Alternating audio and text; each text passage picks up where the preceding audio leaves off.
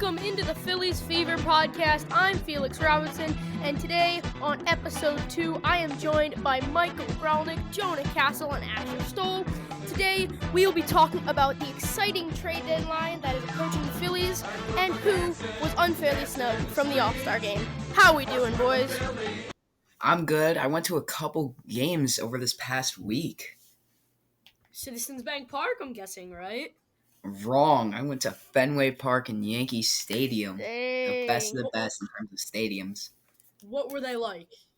So I started off in my vacation. I went to Fenway Park on, I think it was Sunday or Monday, something like that. It was Red Sox versus Yankees, and it was one of the most insane games I have ever been to. The crowd was insane. The stadium, just being inside of it, was just amazing. It was an amazing experience. It did look really small, though, from where I was sitting in, like, right field, third base-ish, like, kind of, like, in that corner. It looked really small, which was kind of surprising, but the Green Monster was there. It looked even bigger in person. I saw the Ted Williams red seat. It was just, the experience was amazing. In terms of the game, the Red Sox were losing 6-2 in, I think, the bottom of the third. They ended up winning 6-11, which was crazy. That's crazy. No matter where you are, home wins always feel good. Yeah, my parents were trying to beg us to leave because it was getting really late. And I was like, no, it's a tie game. In like the bottom of the seventh, I think this was. I was like, it's a tie game. We got to see the end of this. And we ended up staying. It was one of the best baseball games I've ever seen. The next game I went to was in Yankee Stadium, and I had the best seats. I had first row, third base side in the Legends Suite. And I also had access to the JBL Lounge where there was free drinks, and also in the Legend Suite there was like free food. There was lamb chops, pizza, pasta, chicken, sushi, anything you ever wanted. It was all free, and there was even a candy bar. It was the best thing ever. One single candy bar? No, there was like a whole wall of candy. Bro, those tickets were not cheap, but like where you sat Not at all. Aside from the fact that you sat like literally like on the pitcher's mound the second time, which park is better? I gotta know. It's really tough because in terms of like the stadium and just how it looks and the experience, I'd probably Fenway. But in terms of like the fans and their interactions and just the game, probably the Yankees game, because in that game it actually went to extra innings, and it was really, really cool because it was 4-4 at the end of, I guess, regulation. And then the Reds, it was Yankees Reds. The Reds scored 3 runs in the top of the 10th, and it was like, oh no, are the Yankees about to lose? Like, I hate the Yankees, but the game was really, really awesome. Matt Carpenter ended up hitting a 2-run shot to make it a 7-6 ball game, and everyone was like, wait, are they about to win this? Because the Yankees are known for, having amazing comeback wins. What? Except when they're playing the Red Sox, apparently. Oh, yeah, apparently. But, I mean, it was crazy. And then I think it was Giancarlo Stanton with 2 runners on had a chance to walk it off. He had a line drive to center field, and it was caught by the center fielder, making it the end of the ball game. It was the saddest thing. All the Yankees fans were like, what? They were, like, freaking out. Some were crying. It was hilarious. 2 things. First of all, it's just like funny that it's like the Yankees fans, that loss puts them at what, like 64-23, and they're like, oh my god, we lost. It's so sad. Yeah. That does sound a little heartbreaking for Yankees fans. Another thing that is without a doubt heartbreaking is seeing players that you love get snubbed from the All Star game. Guys, who on the Phillies deserve to be in this year? I got a hot take, so I'm not going first. Asher, I will. So, I personally believe that everybody on the Phillies that I personally think that deserved an All-Star spot got an All-Star spot. But the one thing I'm mad about is that Kyle Schwarber is not starting in the All-Star game. Blasphemy. What does this take? Bro, where are you getting your information? He was not in the starting lineup from MLB.com. It's crazy that he's not in the starting lineup. I cannot believe He's in the home run derby, though. He is in the home run derby, but that's besides the point. Right now, we're talking about the actual All-Star game. The home run derby is another topic. But if you just look, Jock Peterson, also a left fielder. I'm just gonna compare those two because they play the same position here. Jock Peterson has 10 doubles, 17 home runs, and 42 RBIs with a 252 batting average, while Kyle Schwarber has 12 doubles, 29 home runs. I'm pretty sure he just hit one the other night. 58 RBIs and a 211 batting average. Jock Peterson has average. What? I mean, here's the thing. I really like Kyle Schwarber, but he has so many strikeouts. Yeah. I agree that he should be in the starting lineup. He has 29 home runs. See, he has 29 home runs. No, we can't be talking crap about Schwarber because he's amazing. Exactly. Do you know how many strikeouts Nick Castellanos has? I will always be the Nick Castellanos hater. No, but Jock Peterson has I'm trying to think of the right word to use here. A larger strikeout percentage than Kyle Schwarber. 61.4 is Jock Peterson's, but Kyle Schwarber is a 59.2. See, here's my issue. First of all, that number is so small. It's that's like 2%. And also, who had more at bats? I agree with you, Asher. I agree with you that Schwarber should be in the starting lineup, but not in the way that you're right. I think an OPS is really the most important statistic because it shows your slugging and your on-base percentage. Jock Peterson, 849. Kyle Schwarber, 827. That's not 2%. That's a big difference there. Yeah, now, that's I know fair. they play different positions, but it just infuriates me that Ronald Acuna Jr. gets to be a starter when he has a 786 OPS and 8 home runs. That's something I can agree on. Blasphemy. Nick Castellanos has as many home runs as he does. I don't want to tarnish. I mean, Acuna was hurt. Yeah, but still, Nick Castellanos has 8 home runs. I don't want to tarnish Acuna's name, but I do want to say that's close to Nick Castellanos' stats.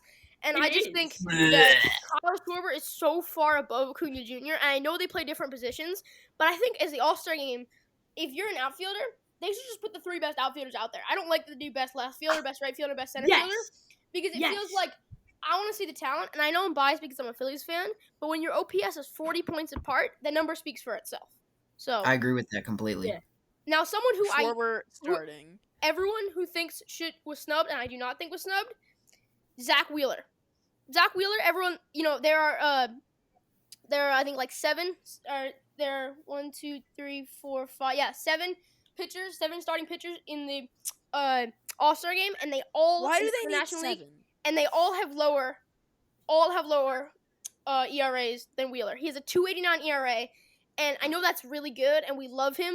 But when you have Corbin Burns with 2.14 and Musgrove with 2.42 and Fried with 2.56, those guys are just far and above. So I hate to say it, but Wheeler's not a snub. He's a good pick. He had a terrible game recently, and that's really what put him out of contention. Before that, he was really good, but he's kind of fallen off a little bit. I hope he can get in the second half and end up, a Cy Young contender, but right now, he's not an All-Star. I 100% agree honest. with you. Hold up. I'm going to be honest. You completely ruined my take there because I was going to say why Zach Wheeler should be an All-Star. He's never been in an All-Star game. Say it. He's never been in an All-Star game. He deserves to be in one. He is amazing this year. He is the Phillies' ace pitcher besides Nola, of course. But he's a veteran pitcher. He's 32. How has he not been in an All-Star game? Here's the issue with this argument for me. You haven't put a single number to back this up. You're saying, "Oh, we love him. He's great. We love him." You know who else I love? I love Derek Hall. Derek Hall's great. Derek Hall's a fun baseball player. As we know from last episode. Derek Hall literally played 6 games. All-Star. And Zach Wheeler, he's great. He's fun, but anything he's done in the past doesn't matter to me this year. This year, he's frankly not having a good enough year. But Hall is not an All-Star either, sadly. He's a Hall star. He's a Hall. He's a All-Star. Yes, Michael. Okay. I guess I'm gonna go with my hot take now. Because, JT Realmuto, he's not having his greatest season, but he's still one of the best catchers in the league. Maybe not offensively, but defensively, he's so good. He started off the season, he didn't play like we know he can, but he's been picking it up over the past few weeks. Still not his best season, but starting catcher for the NL, Wilson Contreras, is not much better offensively. and Real Muto definitely has the edge defensively. Contreras has 1 more hit than Real Muto, 6 more runs, and 5 more home runs. JT has more RBIs on fewer at-bats. He's got fewer strikeouts. He's got more stolen bases. And on the defensive side, Real Muto leads the league in caught stealing percentage with 44%. He has more putouts than anyone else in the league by over 100. JT Real Muto is the all-star catcher we know, and he should be recognized for his play this year. Yeah, and I would I like to think he agree with was you. starting. I think he was starting catcher last year, right, for the All Star game. He Yeah, was, and he hit a dinger in the Yeah, He All-Star did game. hit a dinger. here's my issue with just with baseball in general, and it's true, and you can see it from the way the Phillies GM does. Dave Dombrowski does his work. Defense is not king, and when your OPS is 716, that would be the lowest of a starter in the All Star game this year by like a good margin. And I agree with you that his fielding is good. I would like to reference the time where he dropped a routine pop fly behind home plate as the fact that he's not perfect. His fielding is sometimes still frustrating, but I agree with you. But I think this is an issue with baseball. It's that fielding isn't king, and so he may be good fielding, but people want to see him hit home runs, and he frankly hasn't really been doing that this year. Well, what did he do last year in the All-Star game? He hit a dinger. Right, We but want to that see him doesn't. in the All-Star game. Dinger. I said it about Wheeler. I'll say it again. Don't care what you've done at all in any other part of your career except for the year where you're being contended for All Star. All Star is not about career; it is about the individual season. All right, I think it's time to move on to the weekly recap. Michael, how did this week start? Well, this week started on National 7-Eleven Day, of course, July 11th, 7-Eleven, so fans could enjoy a game with a nice free Slurpee. This is not We're not sponsored. sponsored. We're not sponsored. Please don't cancel us. The Phillies played the Cardinals in Busch Stadium, and they lost 6-1, unfortunately. Michaelis, I don't know how to say that. Michaelis? Michael. Anyway, Michaelis, he got the win. 7.1 innings pitched with 5 strikeouts. Nola got the loss. 7 innings pitched with 7 strikeouts. But the only thing that was bad, he got 5 earned runs. Insane. Ugh. Hoskins started off the game with a 405-foot nuke to left. But that would be their only score of the game as they lost on the road 6-1. Bohm went 1 for 1. Hoskins went 2 for 4 with, of course, that home run. Real Muto went 2 for 4 with a strikeout. And again, Schwarber, this is the second straight game that he's been garbage and that I've covered. Schwarber went 0 for 4 with 2 strikeouts, and he grounded into a double play. What is going on? Schwarber's having a good year, but his last 7 games, his on-base percentage is like in the low 200s, if even there. He's going through a slump right now. Hopefully he can come back after winning the home run derby. Hopefully he can come back and be hot. Of course. He's gonna win. Yeah, for sure.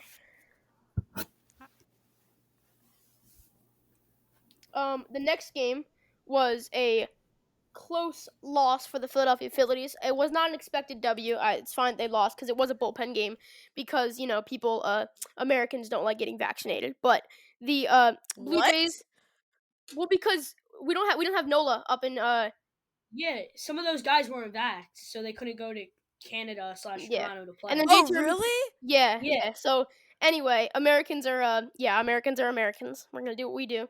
But the Jays struck first in the first inning off of our bullpen. No surprise there. With a Teoscar Hernandez hitting a double, and that really set the tone for the game. They had 4 runs scored, and the Phillies did tie it at 3 in the 6th. But the bullpen gave up another run, gave up a double to Gurriel Jr., and 4-3 was the final. Jose Barrios struck out the Phillies 13 times. So the pitching matchup just shows the difference here. We had our bullpen out there. They had Jose Barrios. That was his career high. The Phillies just were not hitting a ton, although Bryson Stott had a home run, Castellanos RBI single, and Stott also scored on an infield single. So good game for Stott. Otherwise, the Phillies scored 3 runs, but they struck out 13 times. So not great for the Phillies against the Blue Jays. Well, the next game also against the Blue Jays, another loss, 8-2. Awful. On Wednesday, July 13th, the Phillies let off 8 runs to a team they should have been close with. Wheeler played surprisingly badly, so he was taken out of the game in the 5th after giving up 7 hits, 6 runs, and 2 homers. That's why he didn't make So the All-Star game. I was about to say that, like he's good. I just don't think he's All-Star material. After that, well, the Phillies were unable to recover. The Phillies' only 2 points came from another homer from Bryson Stott in the 7th inning. Home runs from Guerrero Jr. and Hernandez, and 2 from Hernandez actually, took the Phillies out of this game, pushing them further and further out of a wild card spot. Unacceptable. It's unacceptable. It really is. After that, they started a fresh series with the Miami Marlins. Sandy Alcantara started the game and ended with 12 strikeouts. He did not pitch a full game. The Marlins scored in the bottom of the 3rd on a sac fly tag. Then the Phillies were pretty slow up until then. They Derek Hall got a double, batting in a runner. Yeah, Felix is currently screaming while Derek Hall's the muted. man. I love Derek Hall. He's literally the best player in baseball. Derek Hall is the man. Give him MVP. And on that same play, Nick Castellanos tried to go home. It was a little miscommunication there between the base coach and him. He ended up getting thrown out. He sucks! He sucks! All right. We trashed him a lot in the last episode. Let's move on now. But JT Realmuto hits a double that batted in Derek Hall in the top of the 7th. Yeah, Derek Hall! All we do on this podcast is appreciate Derek Hall and hate Nick He Castellanos. deserves it! But it's literally all we do. Can we move on, please? And then Kyle Gibson got taken out of the game. He finished with 5 strikeouts as Jose Alvarado took the man in the bottom of the 7th. And then in the top of the 9th, Ellis Hernandez took the bump. Sir Anthony Dominguez entered at the bottom of the 9th. And the Phillies ended up winning 2-1 over the Miami Marlins in a very, very slow game for the Phillies. Well, they had the Phillies the next day. They had one the day before, but overall, it just been kind of a rough week. The offense had been kind of slow. Besides our man Derek Hall, so it was nice to see the offense explode.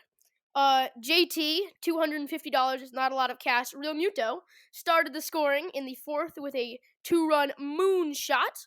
Schwarber hit his 29th home run. Hoskins, having a good week, hit a home run as well. And Didi hit his first home run of the year.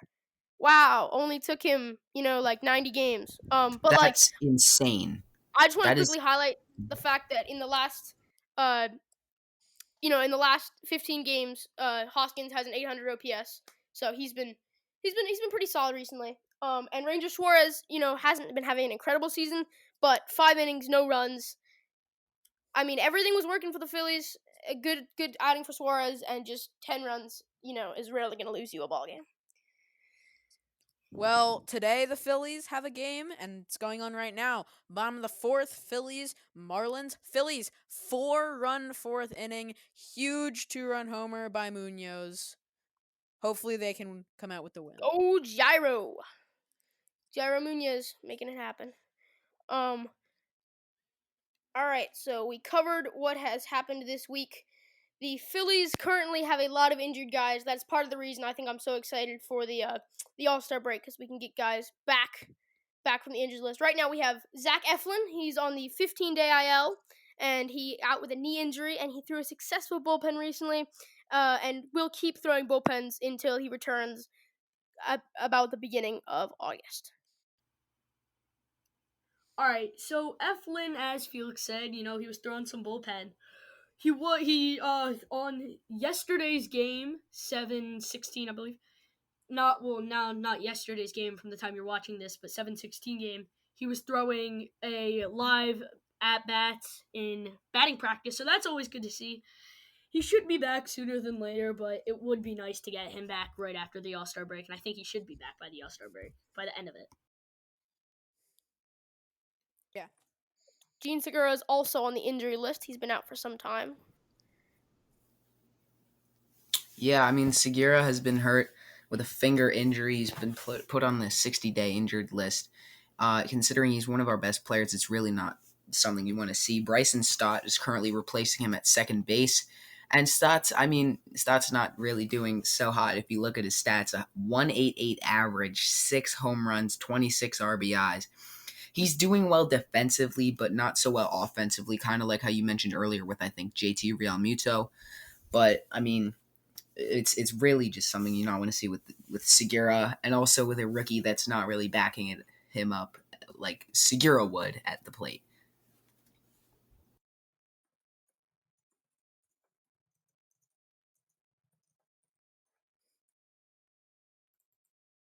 I think we're having some technical difficulties here. Was it good though? Was mine good though? We're still We're recording. still recording.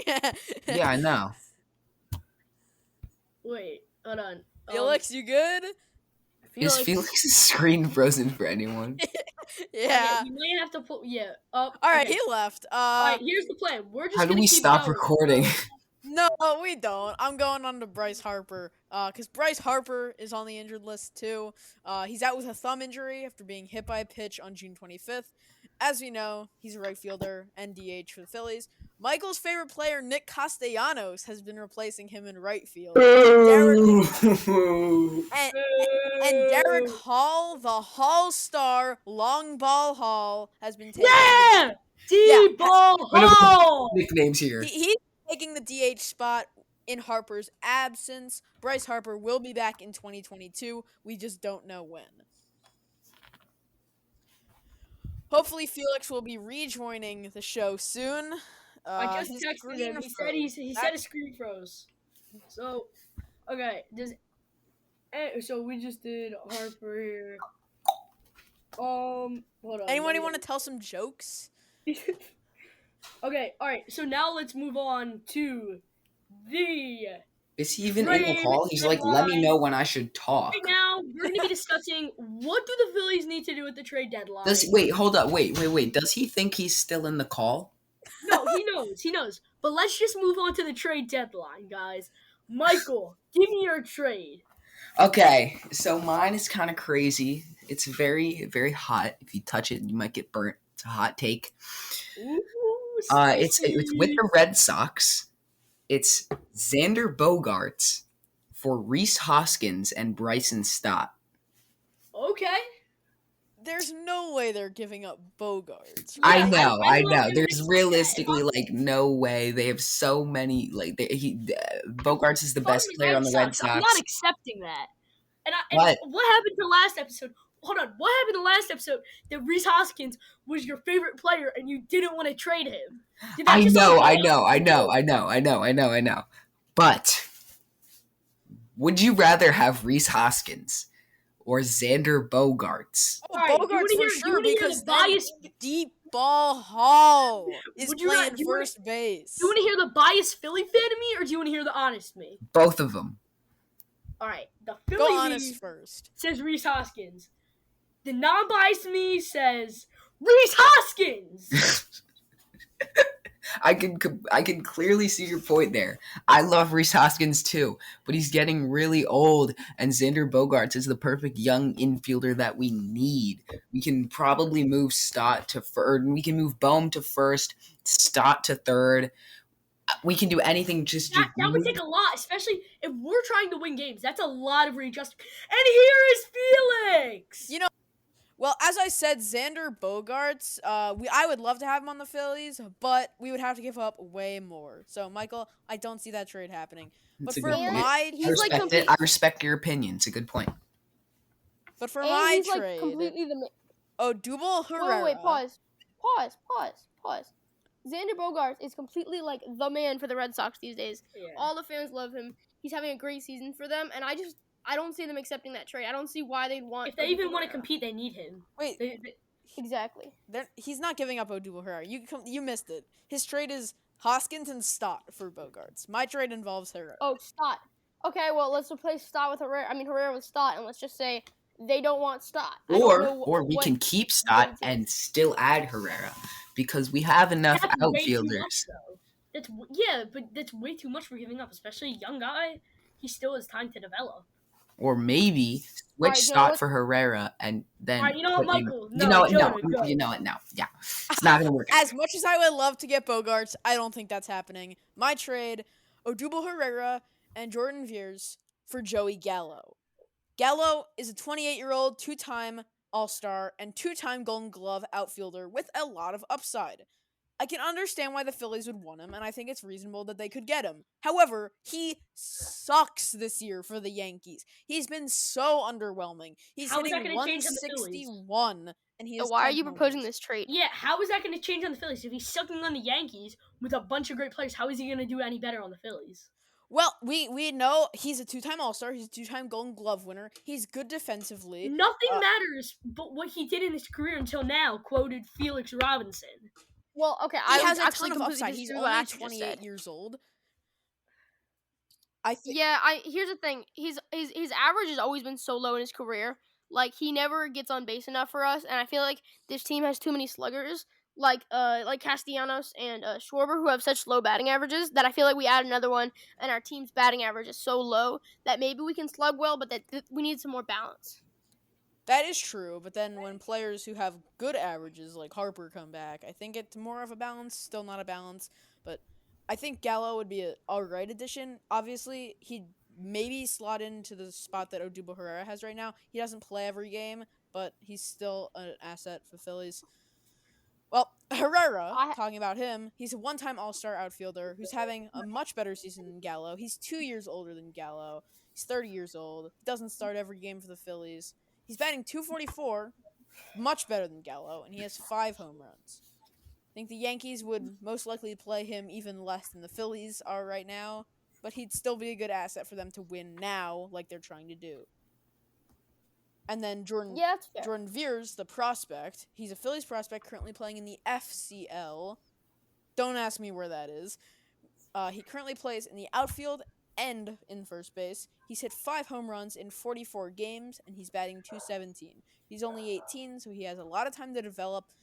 And the Yankees have 0 first base prospects in their top 30 and very few good outfielder prospects. Interesting. I also, for my trade, suggest that we need a center fielder because clearly the last couple of years our solutions haven't worked. Andrew McCutchen, Adam Hazley, Matt Vierling, heck, we even put Hoskins out there. Nothing has worked, and I know a guy. 2018 World Series champion with those Red Sox, Andrew Benintendi. Cheater. He's currently playing for the Royals, and you said, and I was talking about earlier the balance of hitting. Well, this man's hitting .317 this year. So he does have an $8.5 million contract, and I think that's low as well. And it's only for 1 year. Now, you might be saying, how are we going to get this guy? We're going to trade Logan O'Hoppe, who is playing in Double-A with a 923 OPS. Now, that trade already sounds good, but it gets better. Brad Keller, 26-year-old starter with a 3.96 ERA from the Royals, and he is having a good year starting for them, and I know that the Royals, who are completely out of contention, will be willing to sell Benintendi and Keller. We're also, this is how much O'Hoppe's worth, that we can get 3 guys. Wait, Getting there's more. Getting a second baseman prospect, Michael Massey, who only has 6 MLB at-bats, but in AAA, where I think he'd be starting out with us, 900 OPS and 15 home runs. The fact that we can get rid of one catcher in the minor leagues, who I know is a high prospect, but we still have Rafael Marchand and we still have Stubbsy as backups. We can get rid of O'Hoppe, and we can get 3 legitimate difference makers. If that's not a good trade, I don't know what is. I'm gonna I have to completely agree. That is 100%. And my trade is very similar. So the Philadelphia Phillies give up Johan Rojas and Hao Yu Lee, I believe is how you pronounce it, for Andrew Benintendi. They're both young Phillies prospects. I believe they're both playing in Double-A. So one is playing in Triple and the other is playing in Double-A. Johan Rojas is playing in Triple-A. And they're doing great. I mean, Johan Rojas has a 323 at bats with 78 hits this year. Yelby, 8 home runs, 38 RBIs. They're great guys, but I mean, they're both a bit older. And Johan Rojas is the Philadelphia Phillies number 4 prospect. Michael, I love the glasses. I know you guys can't see them, but I could not hold that in. Thank you. Andrew Benintendi is just a great player for the Phillies, as Felix said, $8.5 Whoa. million 1-year contract. He's not a Philly yet. Here's my Well, yeah, I know. well, I'm 8.5 sorry. million, not 85, 8.5 million. I just like to clarify. That's what I But said. here's the issue with your trade.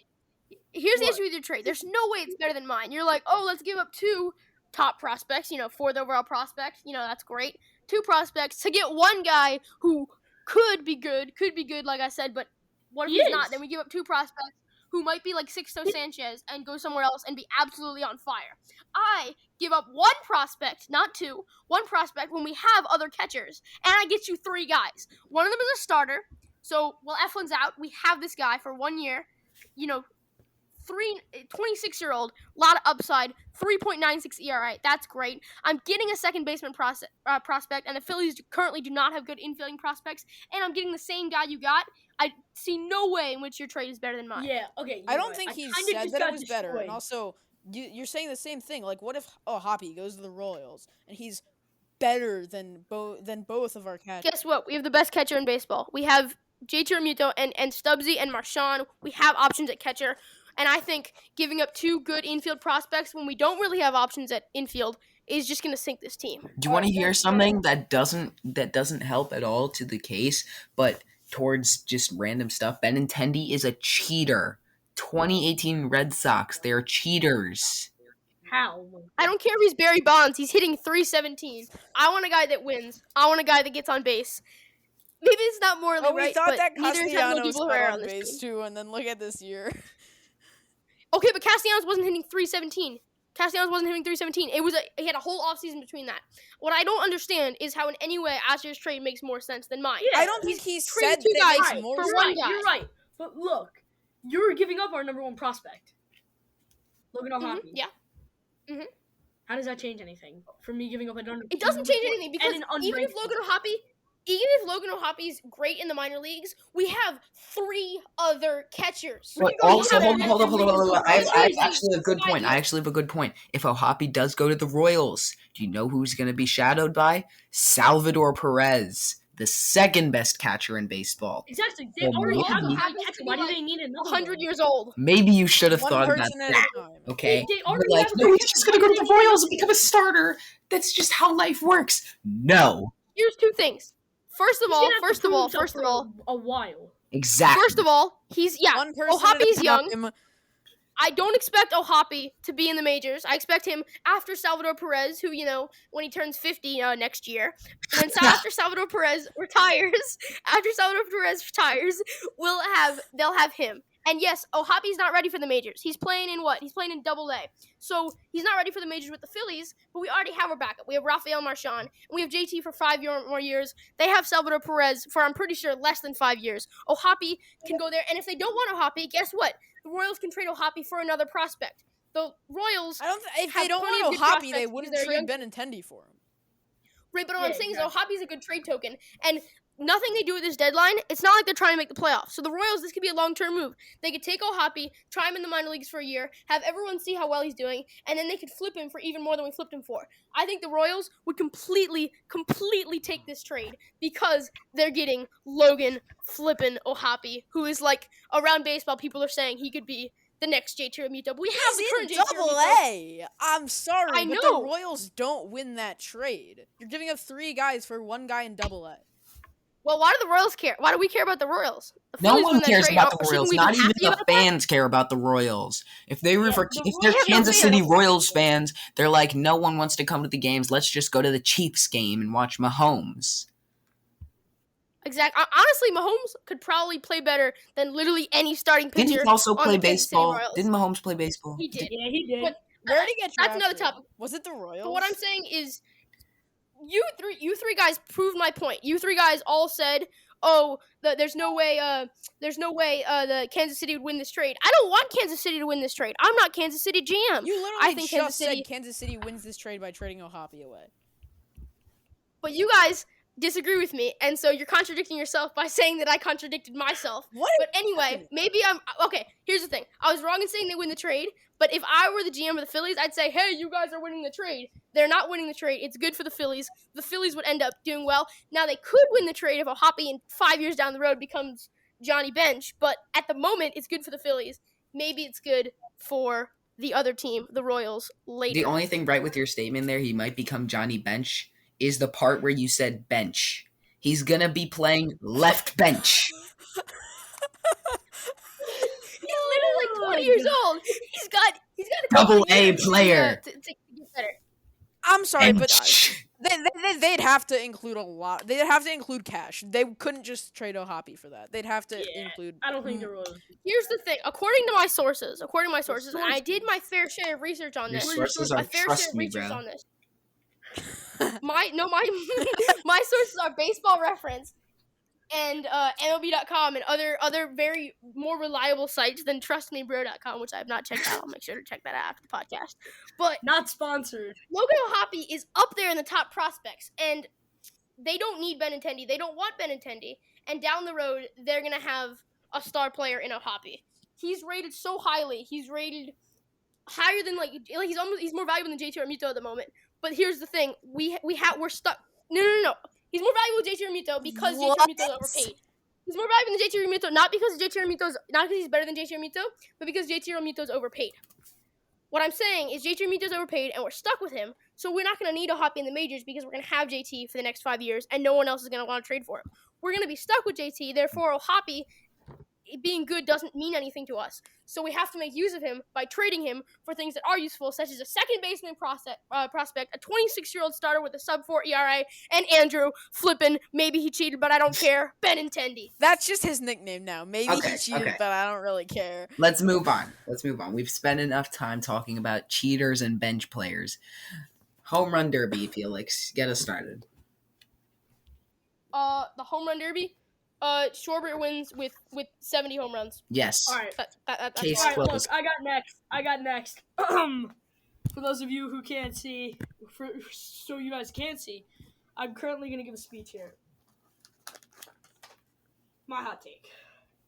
Kyle Schwarber will shock the world in this year's 2022 Home Run Derby. That's not hot. We all agree with it. It's a Yeah, cold take. but- We all know Because it's true. Mets fans are like, well, Pete Alonso is going to win again because he's so awesome.